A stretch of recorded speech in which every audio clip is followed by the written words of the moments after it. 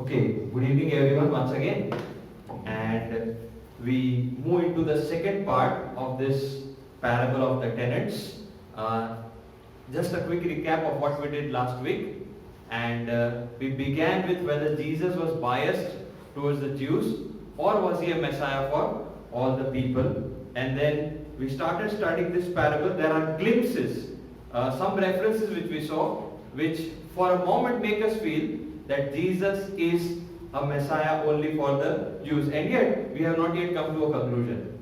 We are still in the middle of the parable, and we closed the last session with a beautiful story of King Hussein, where he makes himself vulnerable, and in his vulnerability, he won the hearts of all those generals who were planning for a military coup. And we ended with a question. Here, the owner demonstrates very costly love.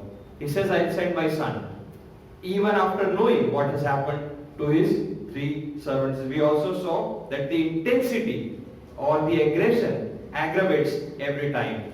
Beaten, cast out, wounded, and in spite of this, the owner says, I will send my son. Okay, and we do not know what fate holds for the son. We come back to the parable. Luke chapter 20, verse 13. Then the owner said, what shall I do? I will send my beloved son. He does not allow the perpetrators of the crime to dictate his actions. In spite of anger caused due to injustice, he is converting that anger into grace. He is converting that anger into grace. And here we see, then the owner of the vineyard said, what shall I do? I will send my beloved son. Perhaps they will respect him. Some versions or some translations even say that the right translation here would be, they would at least feel ashamed of my son. Of course, what they did to the servants is one thing, but he is my son. At least they will respect him.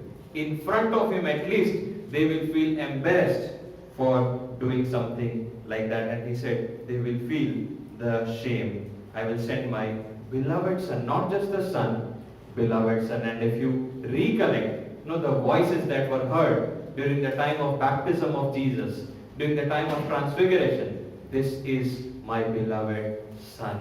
No, not explicitly, but implicitly, Jesus in this parable is giving a hint of his own self. Implicitly is giving a hint of his own self. Beloved son, agapetos. And then, perhaps they will respect him. But when the tenants saw him, they said to themselves, this is the heir.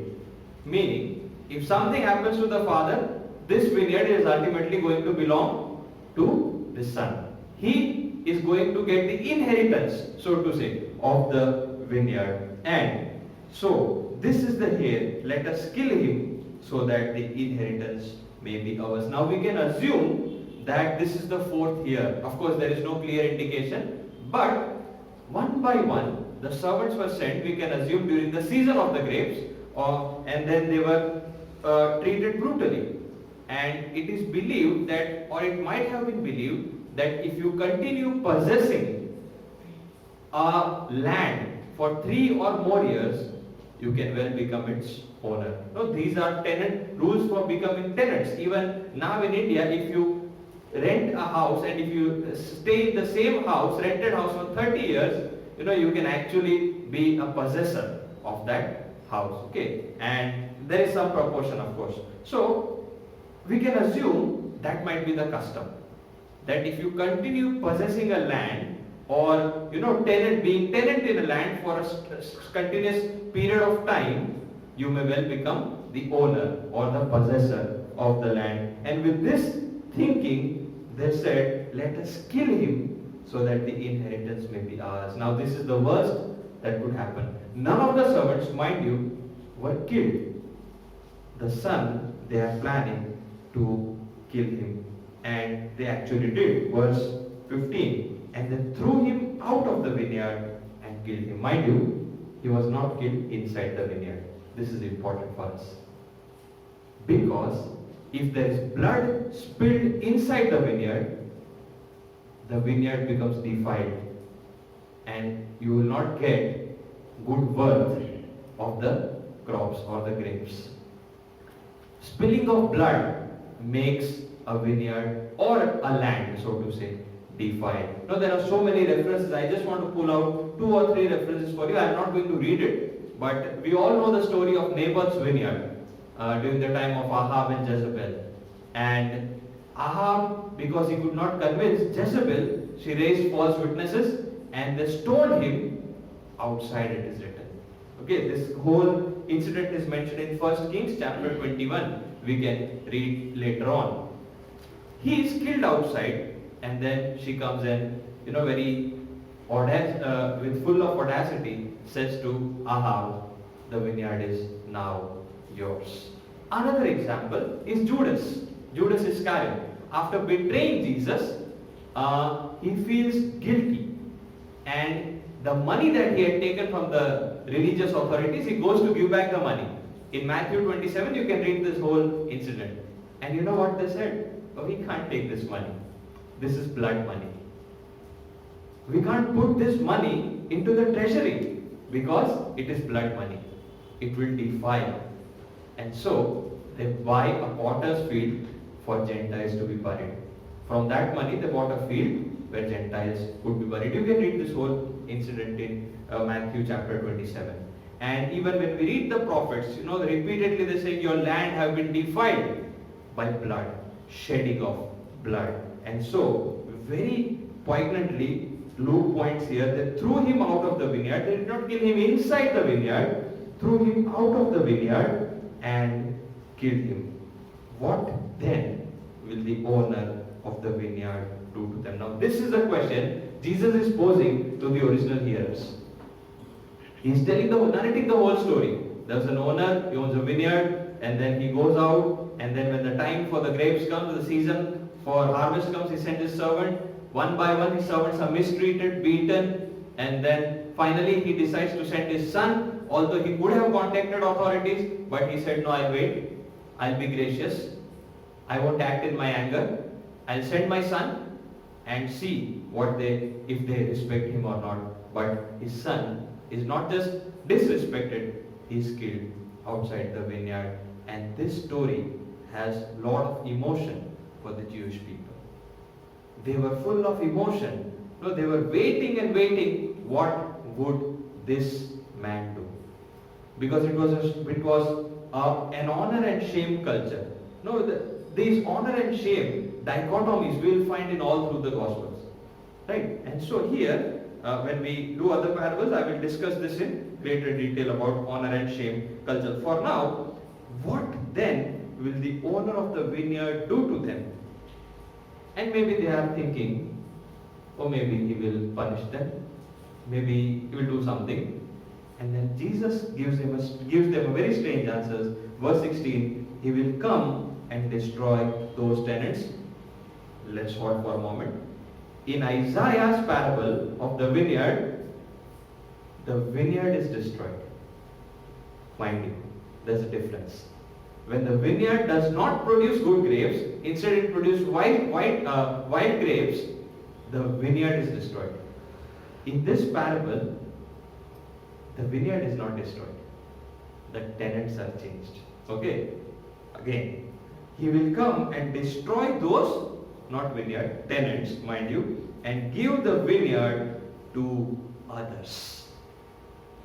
Others, not other tenants. For us, others could be some other people. When the moment he said others, people got a hint what this guy is talking about. It is surely not the Jewish people. And then when they heard this, they said, surely not. In NRSV it says, God forbid. May it never be so. Surely not. How is this possible? No. This is our land. This is our God. How can our God be their God? How can our vineyard become their vineyard to others? And the reaction of the people, immediate reaction was surely not. Or as some versions say, God forbid. And this is exactly what Luke is pointing to. if we read the narration of Jesus' passion, actually this is after the triumphant entry. This parable is narrated during the Passion Week, if we say so, and we are so to say in the perfect timing. Here, exactly, the Jesus was killed not inside the city, outside of the city. Not inside the city, outside the city. And now, to the question that with which we began our study, is Jesus only for the Jews or for the Gentiles? Mark my words, this is what David Bosch beautifully writes in his book, and this is his thought. He says, unless the son is killed, the vineyard cannot be handed over to the others.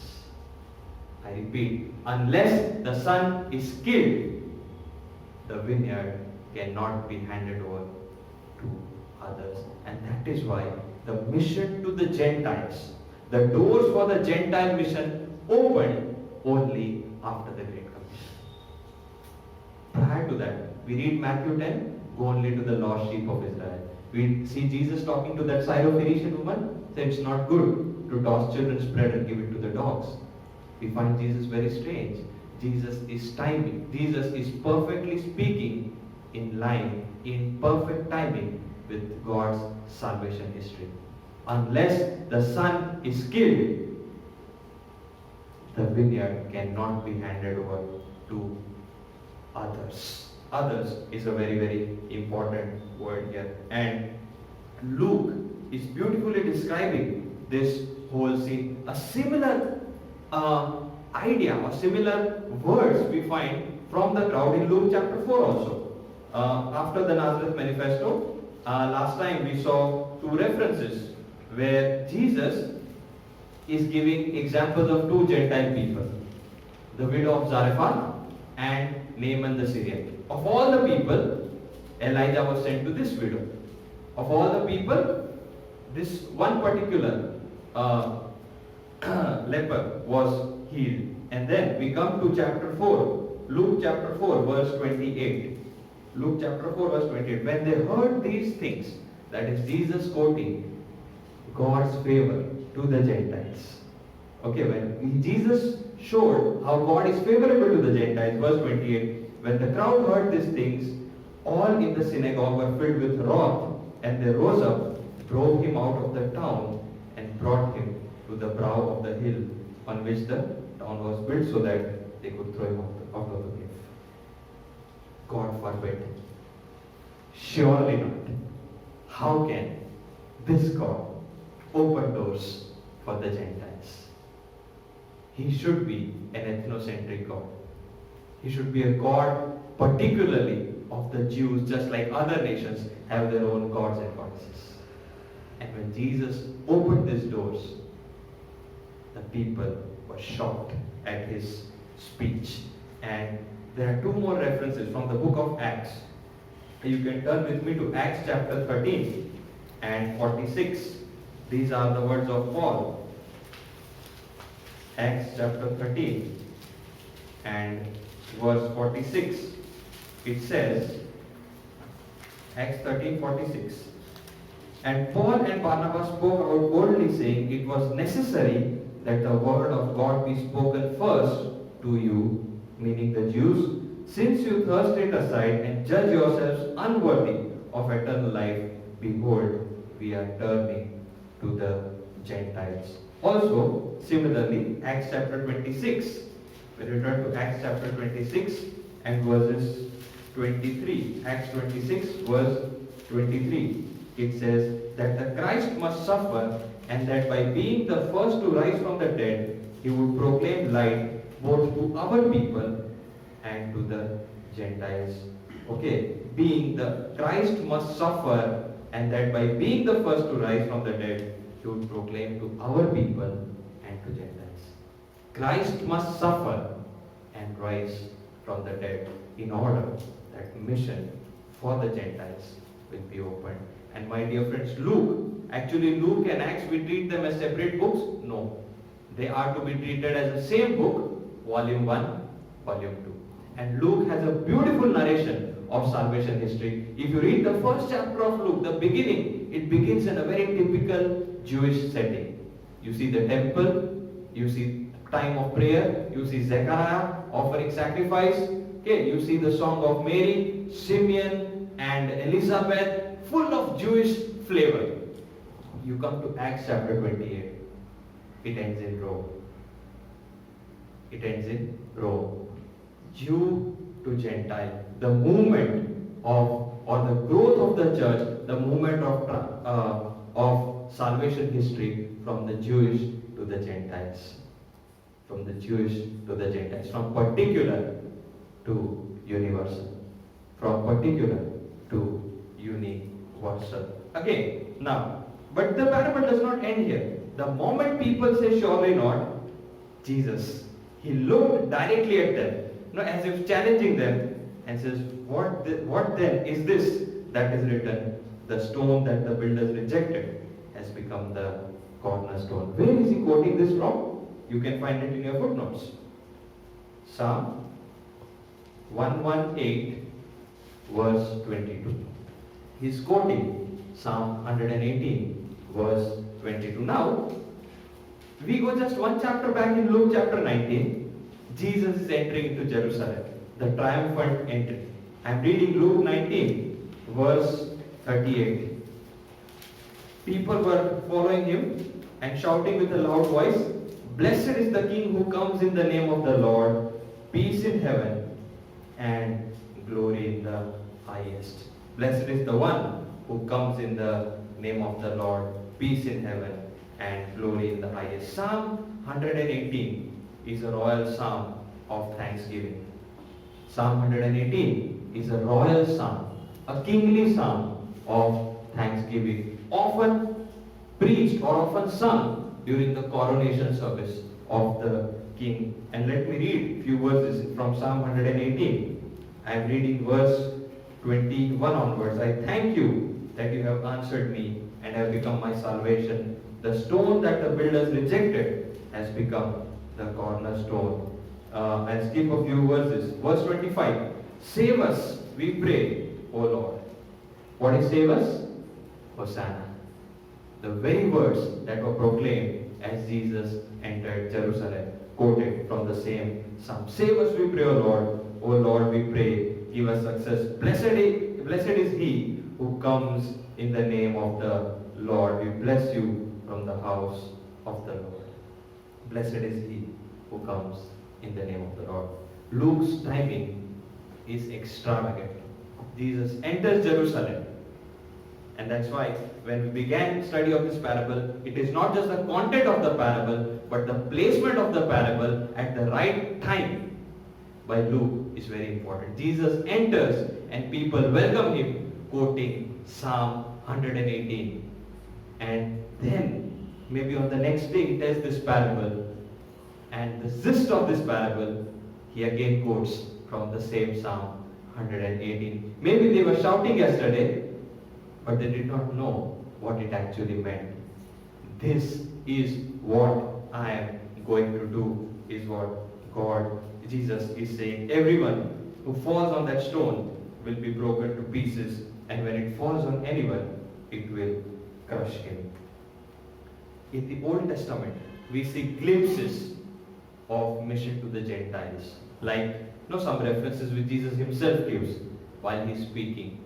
But in the New Testament, mission to the Gentiles becomes an exclusive thing to be carried out by the people, by all his apostles, and mainly Paul as the one who carries out Gentile mission. Some scholars call it centrifugal, centripetal. I will not go into the technicalities of that. To our question, is Jesus biased, or is he the Messiah of all? This is the answer. God's mission begins in particularity. It begins by selecting one individual, Abraham. Or maybe let us go back. Adam's son was killed. Right? Abel and Cain. Cain killed Abel. God blessed him with another son. That was chosen. Noah had 3 sons. Of that 3, One was chosen. Then came Abraham. And from Abraham, he chose Isaac. And from Isaac, he chose Jacob. From Jacob's 12 tribes, he chose one tribe. And then, gradually, we see God's selection motive ultimately being fulfilled in Jesus Christ. And that is why Luke, very much like Matthew, does not begin his gospel arbitrarily. He begins with a genealogy. You read Luke chapter 3, 4, and we find the genealogy of Jesus. Not from Abraham like Matthew, but all the way to Adam. Luke had a specific interest in describing the salvation history or the mission history. How God has acted and will act to carry out his missional purposes. And I want to quote a few references. Luke 24:47. And repentance, you can also follow the screen. Forgiveness of sins should be proclaimed in his name to all the nations. But the sentence doesn't end there. Beginning from Jerusalem. Yes, it will be spread to all, but it will have a definite starting point. Particular to universal. And the way it will be carried out is when the son is killed outside of the vineyard. Galatians chapter 3 verse 10 and then 12 to 14, where Paul is explicitly describing a law, all the works of the law are under a curse, and then Christ redeemed us from the curse of the law by becoming a curse. For it is written, cursed is everyone who hangs on a tree. So that in Christ Jesus, the last two lines, the blessing of Abraham might come to Gentiles, so that we might receive the promised Spirit through faith. Now, it is not just saying the blessing of Abraham might come to Gentiles. In Christ Jesus, this is a very Pauline phrase, en Christo. En Christo is repeating, in Christ. If you are in Christ, you are a new creation. Very much Pauline thought. And he says, in Christ, I will say the death and resurrection of Christ, the blessing of Abraham will also come to the Gentiles. Once you are not my people. Now this is Peter in 1 Peter 2:10. Once you are not a people about the Gentiles, but now you are God's people. Once you had not received mercy, but now you have received mercy. And Revelation, the last book, which talks of the consummation of the final eschatological picture it gives, it says, they sang a new song, worthy are you to take the scroll and open its seals, and by your blood shed outside of the vineyard. By your blood you ransom people for God from the Jews, from every tribe, language, people, nation, and you made them a kingdom and priests to our God. By your blood you have ransomed people, not from one particular ethnicity, not from one particular language group, not from one particular regional or geographical group, but people from all tribes, languages, peoples, and nations. And Revelation chapter 7, verse 4 and 9. Verse 4 talks of 144,000 from every tribe of the sons of Israel. And then in verse 9, behold, a great multitude, no one could count, from every nation, all tribes, peoples, languages, standing before the throne and before the Lamb, clothed in white robes with something in their hands, palm branches. The triumphant entry of Jesus. Quoting Psalm 180.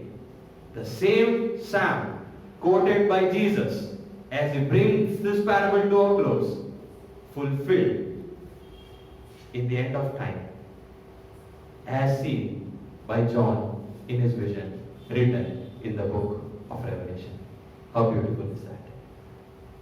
Psalm which was written thousands of years back, we see a picture of the coming of the King when Jesus triumphantly enters Jerusalem on Palm Sunday, which we all celebrated yesterday.